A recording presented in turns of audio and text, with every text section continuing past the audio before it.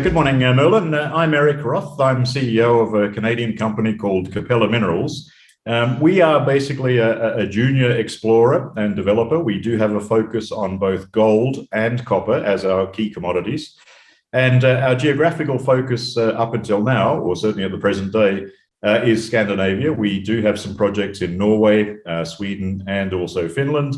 And we do have some two gold joint ventures in Canada too, which are being run in parallel by our joint venture partners. But I guess sort of as a key introduction, our main commodities are gold and copper, and we basically are in the process of pushing a very high quality portfolio of projects through to drilling and then on to discovery. So that's kind of where we are at the moment. Eric, thank you. Thanks for the introduction. Good to meet you too. So I've seen your pivot from North America into Scandinavia. That's really interesting. Norway, Sweden and Finland, and it looks as if you're approaching drilling in Norway, and you've just done this deal on Finland. And to me, it just seems as if kind of Sweden's kind of the third in line, kind of coming behind. Could you just kind of give us a quick overview of kind of what you've been doing for the last few months in Scandinavia and kind of the rationale for the Finland deal in particular? Sure, Merlin. So your listeners might be aware that about a year ago, we did a deal to pick up two copper projects in Norway. One is called Kjøli and the other one is called Løkken. And what we found very attractive with these projects is these are former mining districts. So keeping in mind that these were high-grade copper districts that have been in production for literally hundreds of years, particularly in the case of Løkken, they actually opened in the I'll say 1600s. They were in production for about 300 years. And essentially what they mined was very high-grade copper, zinc, with some gold and silver credits as well too. And of course, all the mines in Norway closed in the mid-1980s for two reasons. One is that obviously copper prices in the mid-1980s were very low. So, we were talking about copper price at 60 cents a pound, whereas now we're north of $4. And the other thing that happened, of course, was the discovery of oil. I mean, oil generated so much money for Norway that they just literally walked away from the mining project. So essentially what you have is, these are fantastic projects in the sense of these are former mining districts. They're a great combination of brownfields or near mine exploration plus greenfields exploration. There's a number of satellite deposits that really haven't been worked up, and our focus is to really move those forward. And so it's a great opportunity for the company. And again, the focus on high-grade copper in those two projects. And the most advanced at the moment is the Kjøli project, and that's just gone into permitting now, and we do expect to be able to drill there early in the new year, say from February onwards. Now, but let's stick with Norway. So I asked the question about Norway and Finland, but let's stick with Norway since we're on it. How is operating in Norway? Because I did some exploration up in Sweden, and we looked at a few projects in Norway, and it was just quite hard going. Obviously, their wealth comes from oil, and now they're feeling terribly guilty about this. And as a nation, they've kind of gone into this kind of super eco world. How have you found? I didn't go into Norway. We didn't spend a lot of time looking at stuff there, so I don't actually know what the reality is like on the ground. Could you give me a kind of bit of color on how the Norwegians view their mining industry now? Sure, and it's a very valid question, and we get that from a lot of investors, just because Norway is not that well known in mining circles, because obviously these projects have been dormant for 40 years, and in fact most of Norway's mining industry has been dormant for 40 years. So what you're seeing now is really a resurgence of companies operating. You're now seeing more projects at the exploration stage, and in fact you've just seen one new mine called Nussir get its permits for construction. So but in terms of our specific projects, Merlin, what really does help us in the areas that we operate, that these are former mines. So these are mines these are mining districts. A lot of people there remember the mines. In fact, a lot of people had grandfathers, they had family that worked in the mines.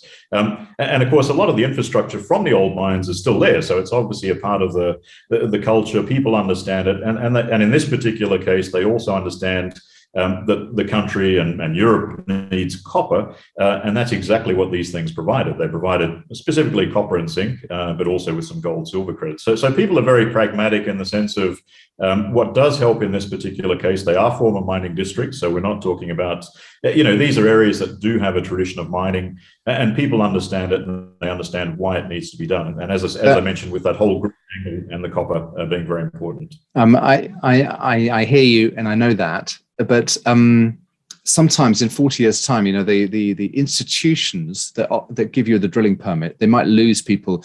So you probably have people that have never issued a drilling permit before for an exploration company, and when they used to oil wells, which is huge capex and huge water flow, and at the institutional level, do you have people that understand what an exploration program is? Are they frightened about a diamond drill hole, or do they say, "Oh, we know what diamond drilling is"? What level of, how easy is it going to be for you to get a drilling permit? Is it actually going to come in February, or might it be a few months or 6 months or a year later? Yeah, so and it's a very valid question. And in fact, just as a general comment on Norway, just to echo those sentiments, if you look at Norway demographically, most people in Norway that are younger than 40 don't even remember that Norway had a mining industry, right? Exactly, yeah.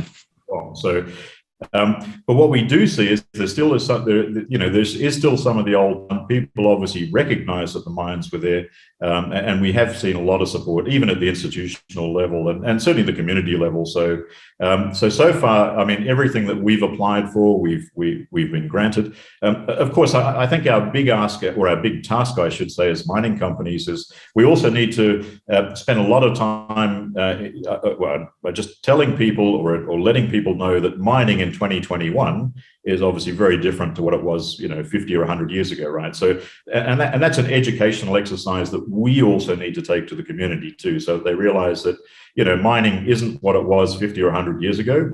It's changed. It's much cleaner. It's much more efficient. It's obviously much safer for people working in the mines too. So part and parcel of this whole process. So I guess that was a roundabout way of saying we have had a lot of support from the institutions. We've had a lot of support from the communities.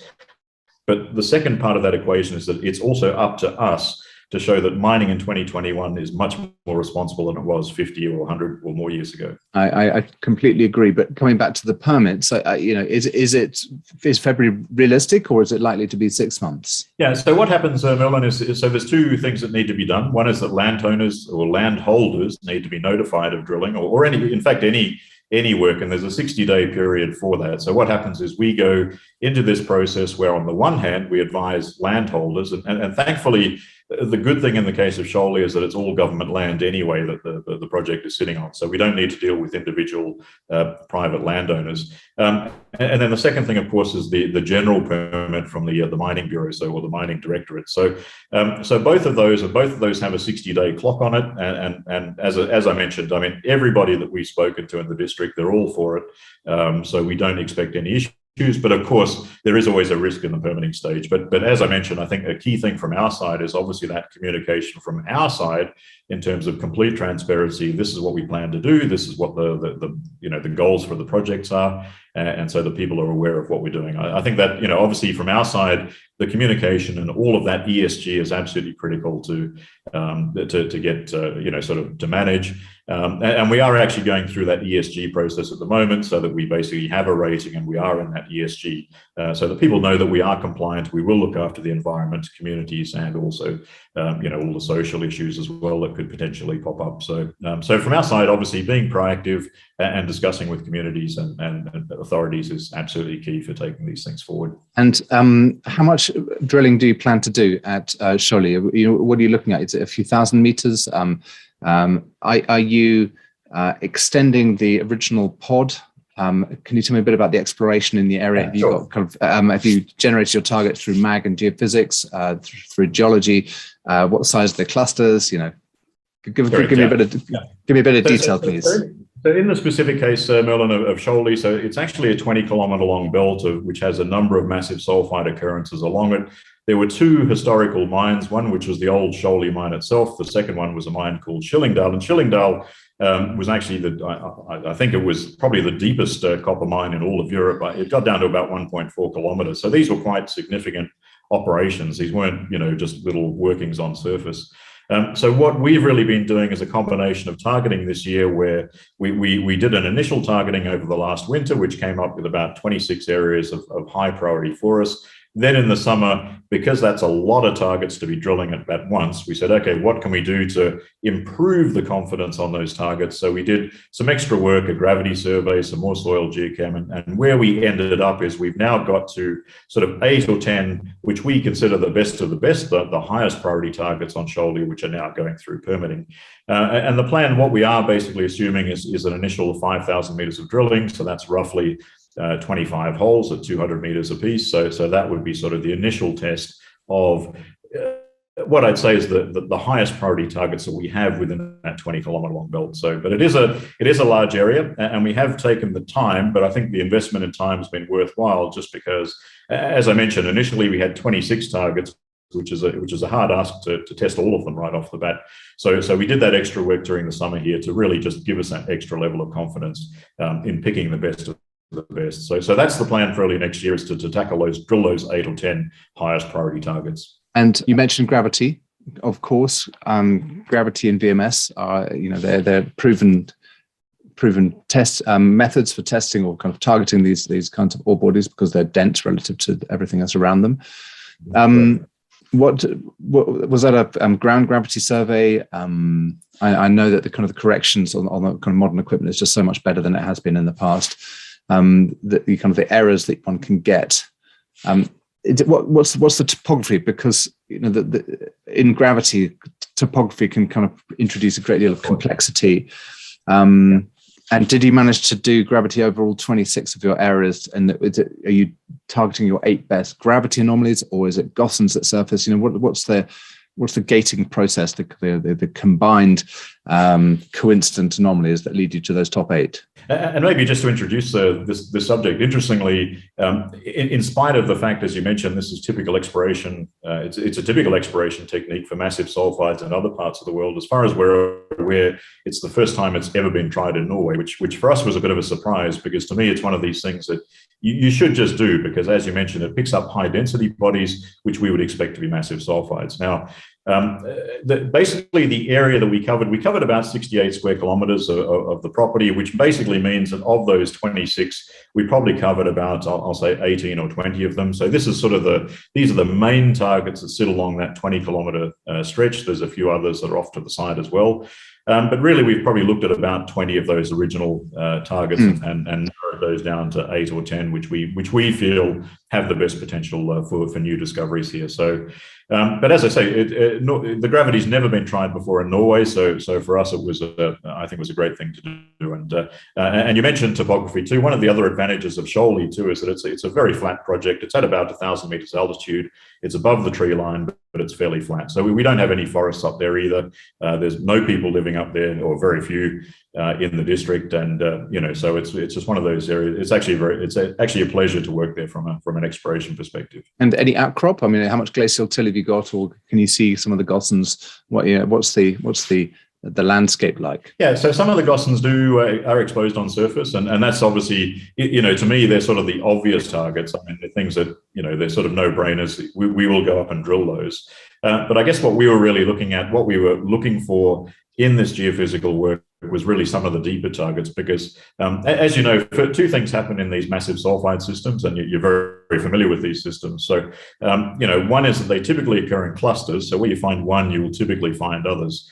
But the other thing is too, a lot of the work has just been superficial, because the old timers just focused on the old mines. They really didn't do much on any of these satellite deposits, if you like. So we see lots of potential to grow these at depth, because not much work has been done on them. And in fact, a lot of these Gossan outcrops have no drilling on them. So it really is quite extraordinary to have that situation. Very little work has been done on it. You can see there's been a few surface scratchings. Guys have been sort of squirreling around, but there hasn't been much work done.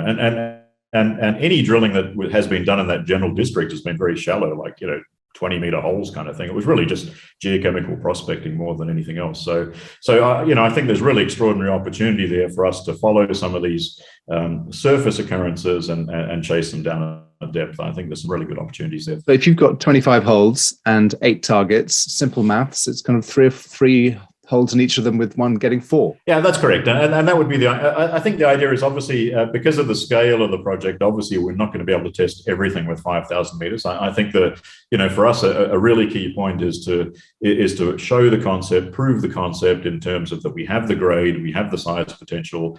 I think in these districts, really what we're looking for is sort of 10 plus million tons of mineralized material. So, at these kind of grades, keeping in mind that all of these mines were 2+% copper, they were all 2% zinc, gold and silver. The other thing that we've also noticed too, Melvin, with our sampling, and this is something that's never been done before, is that there's quite high cobalt values too in some of this mineralization. So obviously that's one thing that we'll track as we go forward as well. But reality is, for this initial drill program, really for us, it's proof of concept, showing that we have the grade and that we have the size potential that we need to get to the 10 plus million tons, which is really what we've said which to my view is sort of the target we should be looking for a new mine. That's at these grades. Yeah, I agree. Although if you it's absolutely appropriate to aim for 10 million tons, but you can still make money on 2, 3, or 4, or 5 million tons. But aim for 10. Aim for 10. That's exactly what we're doing. Yeah, exactly. Absolutely. Yeah. Good. Okay, so it's more or less kind of by the middle of next year we'll have a much better idea on how successful you've been. Just for my own benefit, or perhaps for viewers as well, the structural complexity of these. How deformed are these VMS deposits? Or are they? I saw in one of your presentations there was a model, I think it was of Løkken, which actually looked relatively undeformed. There were you could see small normal faults in there, but essentially it was one coherent body. Correct, yeah. And it's a good question too, because as you mentioned, Løkken has slightly different geology to Kjøli. So Løkken itself is a big tabular body, and it really is quite extraordinary when you see it. It was 4 kilometers long. It basically daylighted on the eastern end and ended up a kilometer deep on the west, but it is essentially this 4 kilometer long tabular body. So, with relatively little disturbance, within that. So Løkken is a fairly, look, nothing's ever really straightforward, but it's relatively straightforward in terms of the geology. Kjøli is a little bit more complex because we do have a lot of folding in the district, so there is that to take into account as well too. And interestingly, for example, the old Skillingdal mine is actually in a fold nose, and it's actually a massive sulfide that, I guess this is one thing geologists can argue, till the cows come home, is, what the timing of the mineralization was, but it does actually seem to sit in a fold nose, and it sits in the hinge of this fold and continues down at depth. So Kjøli is just a little bit more complicated in the sense that we do have folding, but it's still it's still very manageable. Løkken is fairly straightforward in terms of they're just tabular bodies that haven't seen the same kind of deformation that we've seen at Kjøli. Am I right in thinking that all the 5,000 meters is going to go into the Kjøli area, and that Løkken is going to come as a subsequent exploration phase? Yeah, that's correct. So what we did this summer is we looked at, as well as, so Løkken again, as I mentioned, it's sort of a combination of brownfields and greenfields exploration project. So what we did this summer, we looked at 24 satellite deposits that we know that sit around at Løkken. So, as I mentioned, these things do commonly occur in clusters, and very little work has been done on any of these satellite deposits. So while Løkken itself is an interesting target in terms of finding extensions, initially we're not going to be drilling kilometer deep holes to look for down dip extensions. That's not the initial thing. So what we will be doing basically is we'll be focusing on these near surface things that are sitting around. And as I mentioned, we have done work on about 24 of those, and the plan basically is to push those into permitting right on the back of Kjøli here. Sorry, I'm getting confused. What's the distance between Kjøli and Løkken? Yeah, so they're about 100 kilometers apart on a map. So basically Kjøli is very close to the Swedish border. So it's in what they call the old Røros mining district. And Røros was one of there were really 2 famous historical mining camps in Norway. One was this Røros district, and Røros is about 20 kilometers away, the actual town, and that used to be where they did the processing in the old days for the ores that came from all the mines in that district. And Løkken is a separate district about 100 kilometers away to the west. So they were the 2 sort of, I guess, premier copper mining districts in Norway over the centuries. And you did the gravity survey over the 68 square kilometers in Kjøli over by the Swedish border. Yep. And you've got 20, and you've got 24 or so targets there, and you've reduced, you had 20 targets and reduced that to 8 that you're going to be testing. Yeah, that's correct. So the gravity helped reduce that initial targeting we did. We originally had 26, and we reduced it down to about 8 or 10 high priority ones. And then Løkken, which is the project 100 kilometers to the west, we did work on 24 of those targets around there. But basically, I think the key part of the story, without getting bogged down in detail, is there's lots of satellite occurrences that have seen very little work, and that's what we'll focus on as we go forward. So, okay, great. I've got it much clearer in my head now. Good. Now on to Finland. Big game hunting. Yeah, so Finland. For people who followed the story, we did this deal in August. And it turns out to be about a 200 square kilometer property that sits on what we call the Sirka Thrust, which is part of the central Lapland greenstone belt. And for people who, have been watching that part of the world, they'll have seen a lot of activity over the last, I'll say, 5 years. And you've seen some really good discoveries come out of there. You've seen Rupert Resources just recently announce an almost 4 million ounce resource from a new discovery called Ikkari. You've got Orion is also very active there. You've got B2 Gold. Of course, you have Agnico Eagle, which has the Kittilä mine, which is the biggest gold mine in Europe at the moment. They're producing about 200,000 ounces a year. And the ground that we particularly have picked up, so we did this deal with an Australian company called Cullen Resources. They, of course, are an Australian-based company, had a lot of difficulties traveling with the COVID restrictions over the last 18 months. And so we ended up doing a deal with them. It made sense to add it to our current portfolio in Norway and Sweden. But again, the key thing is, and we did just put an update out we did put a press release out just to update advances there. But the attractive thing for us in this Finnish property, we have a former operating mine within we have the ground around that, a mine called Satapora, which was an old Outokumpu gold copper mine. There's a number of copper and gold occurrences in this, and some great upside for making new discoveries here. So this is a really fantastic piece of crust from a geological perspective on the global stage. And I think really Finland, when you compare it to other Precambrian terrains around the world, has seen much less systematic exploration than, if you look at the Yilgarn block in Western Australia, or you look at the Canadian Shield, it's seen a lot less exploration. So I think the potential for, bringing some of these copper and gold showings into discovery, I think there's a lot of potential there to still be tested. So we're very excited about what's coming up in Finland as well too. What's your work program there for next year? Are you doing bottom of till sampling? Where's the major amount of money going to go? Yeah, so initially the first thing we'll do, Merlin, is we're obviously, of course, we're in the middle of winter now. So what we will do is the very first thing we'll do is we'll cover that we are just about to apply for permits for a drone magnetic survey to cover the whole property. That will really help us, as you mentioned.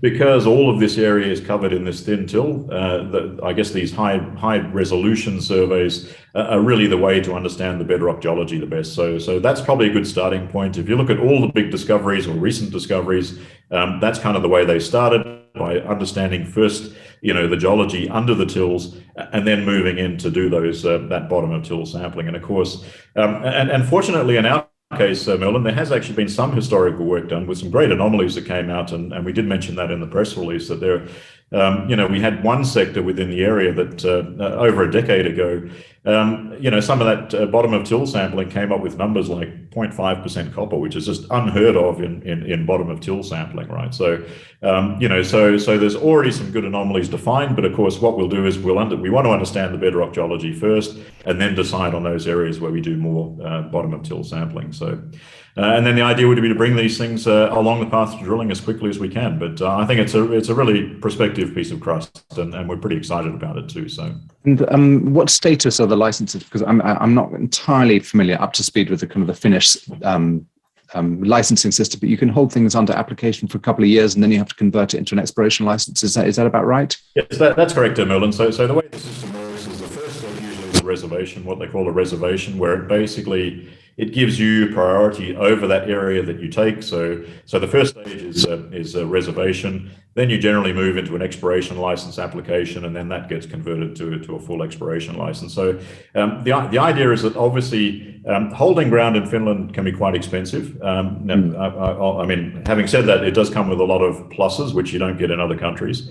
But the advantage, of course, because a lot of that money actually goes to the landowner himself, so which is obviously a good thing from a community relations point of view. But generally, the strategy is to take the reservations over large areas, identify, be a bit more specific over which areas you want to take, and then apply for the exploration licenses. And in our particular case, the reservation that we have, which is Aakenus, that's valid until the end of 2022. So basically, we have a year to decide within that block which are the areas that we want to push forward, and then move towards, obviously, convert to exploration licenses, and then move towards drilling. So, but you're right, it starts off with a reservation, moves to an exploration license after that. So, okay, so you've got to crack on next year, and exploration in Finland isn't famously cheap.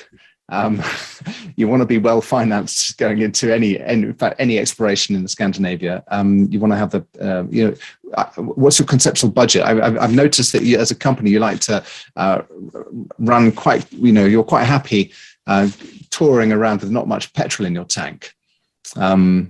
I think you'd be obviously. No, look, it's a good question, and obviously, in a perfect world, we'd like to have a big fat treasury, but right now we have enough to continue with the work we have planned.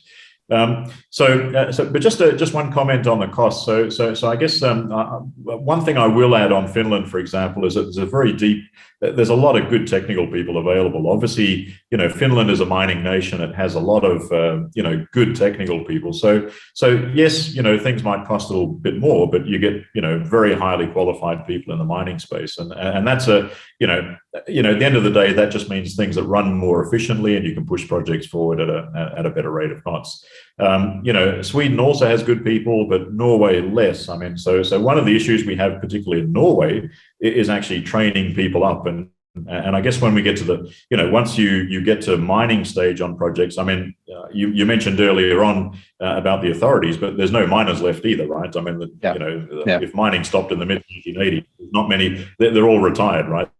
So basically the reality is, at least in Finland, you've got a very deep pool of people you can draw on. You've got a lot of experience. Sweden, you've also got some good experience. Norway, less so. But therein lies the opportunity for us to train people up as well too. So, but anyway, step by step. I mean, Finland, Scandinavia in general is not cheap, but the good thing is that you can do things efficiently, effectively, because you have good people you can draw in to make the projects work. And you've got some shares in Ethos Gold. You've got 3 million shares in Ethos Gold. Will you be selling that over, in a responsible manner to co-fund? I mean, I just saw you've raised 1.2 through selling some equity. Potentially got another 0.75 coming through Ethos or thereabouts. That's 2 million Canadian. 5,000 meters of drilling. That's going to be a couple of $2.5 million possibly. I'm just throwing some numbers out there. So you clearly got to do a lot of work in Finland in 12 months to get to the target areas before you convert a vast area into a more expensive band of license. So kind of funding is kind of now a question mark. Yeah, so and that's a good question too. So if you look at Norway, for example, Merlin, just to give you a ballpark figure, if you look at other projects in Norway, so costs are probably not as high as you would think. So we've assuming you don't have any complications like helicopters or things that are very, very expensive. If you can manage a program as you would anywhere else in the world, you're probably looking at about $1 million US for about 5,000 meters. So of course it gets very, very expensive when you start bringing in helicopters and all of this sort of stuff. And if you're in places that are very, very remote, fortunately, both of our projects have very good locations. We're close to highways. We're close to great infrastructure, so that makes life a lot easier. Now, of course, with the Ethos shares, I mean, the way I sort of look at it was, if those were my shares, would I sell them? I mean, would shareholders want us to sell them at this time, or should we wait and see if we get a lift in the share price? To be honest, I think if I look at a company like Ethos, they have some great projects. Of course, there are also joint ventures in our Savant Lake gold project in Canada, which we we obviously feel very bullish on too. I think there's really great potential there for a discovery. But of course, Ethos has quite a large portfolio, and I think they also have a good chance of doing well on the market. So I guess it's nice to have those in our back pocket. In a perfect world, we would wait to get that lift before we sold. But of course, the other thing we need to weigh up, obviously, is what I am trying to avoid is going back to the market, do a raise. We're only trading at it's a 15 million market cap, so that's 15.15, which I think is very cheap for the portfolio we have. So we're just a little hesitant to go back to market at these very low levels to do a raise. So what we will try and do as a first priority is sell those equitable securities, the marketable securities, before we have to go back to the market for a raise. So look, I'm a shareholder as well as all our fellow shareholders. So we are very conscious of the fact that dilution is not something that we would, that it's obviously, if we have other ways of raising the funds, we would look at doing that. And of course, it is quite a large portfolio at the moment too. And we'd obviously look at, specific, we're not a project generator. We are a company that focuses on making our own discoveries. But of course, if somebody came in and said, oh, we'd like to pick up one of your projects in Canada or something, well, sure. I mean, we happily look at that as well. So we have a number of options, but the idea is to, let's liquidate assets, whether they be the securities. Let's see what else we can do that's clever before we have to go back to the market for a raise. I mean, as I say, at 10 cents, there's not a lot of enthusiasm to go back for a big raise, obviously. No, indeed not. Well, Eric, thank you so much. I've really got a much better understanding about your company and your prospects. I'm a geologist. I'm an exploration geologist. I love the Norwegian portfolio. I think that patch of ground in Finland is fantastic. I would love to see you being able to hit it hard in the next 12 months. I mean, that's really kind of what I'd like to see is you just going for it. Yeah, and that's certainly the plan, Emil. And as you know, and people who followed us over the years, they'll know that we've had good success over the years, previously with Mariana Resources. Before Mariana, I was with Extorre Gold Mines, and of course, we had a high-grade discovery in Argentina. The key thing for us is to push projects forward and to focus on high grade, and that's sort of a business model that we've kept. And of course, the only way you make discovery is pushing these projects forward. So obviously, from our perspective, we would like to push them all as forward as quickly as we can. And 2022 will be a very busy year for us in terms of pushing projects forward. So discovery is key, and that's and we need to get drill rigs turning. That's obviously number one as well too. So. Yeah, great. Discovery is key. Absolutely. Value through the drill bit. Eric, thank you very much for your time and for sharing your knowledge with me. I look forward to hearing more from you when those rigs are turning and the rocks are coming out. Yeah, that sounds good, Merlin. Look forward to it. So.